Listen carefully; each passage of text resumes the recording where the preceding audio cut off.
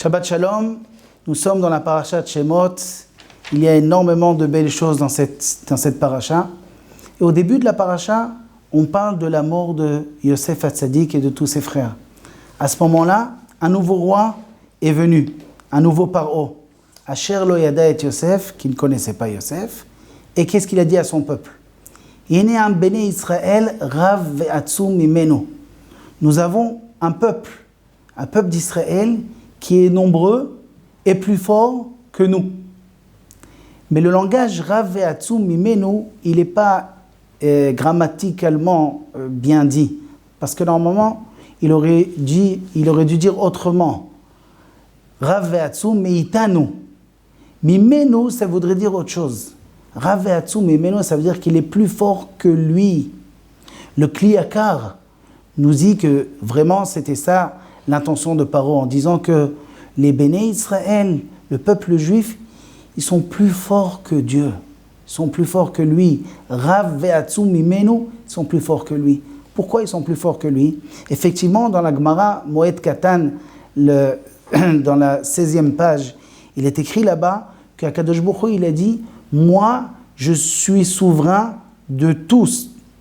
Et qui me souverain ?» C'est-à-dire, moi, je suis le patron de tout le monde. Mais qui est patron de moi? Il a dit le tzaddik. Le tzaddik, c'est lui qui décide. Si le tzaddik dit quelque chose, je suis obligé d'accepter ce qu'il dit. Tout ce que le tzaddik va décréter, je vais devoir accepter. Et ça, Paro, il le savait. Il a dit, Rav ve'atzum mimenu, les Juifs, quand ils sont dans la Torah, ils sont plus forts que lui. C'est eux qui décident, c'est pas Dieu qui décide. Alors il a dit, Haba nitrakem alo. Viens, on va aller s'en occuper. Qu'est-ce que ça veut dire? On va les assujettir. On va les empêcher d'étudier la Torah. On va les empêcher de faire des mitzvot. Et là, ils vont plus être des tzadikim. Ils vont plus être à ce niveau où ils vont pouvoir être plus forts que Dieu.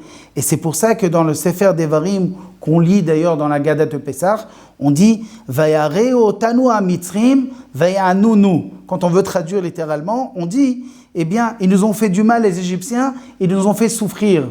Mais le langage, encore une fois, grammaticalement, il n'est pas juste. C'est quoi « Vayareo tanu » On aurait dû dire « Vayareo lanu ». Ils nous ont fait du mal.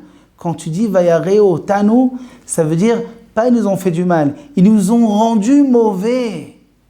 On n'est plus des tzadikim. Le fait qu'ils nous laissaient plus aller prier, ils nous laissaient plus faire les mitzvot, eh bien, vayareo tanu. Ils nous ont fait mauvais, et le fait qu'ils nous ont rendus mauvais, on n'a plus cette force de faire un décret pour que Dieu accepte nos prières. Voilà donc la force de Paro, il a compris. Mais nous, en tout cas, on doit comprendre de cela, que quand on est dans le chemin d'Akadosh Baruch Hu, on a cette force de prier, et Akadosh Baruch Hu, comme on est proche de lui, il accepte toutes nos prières. Shabbat Shalom.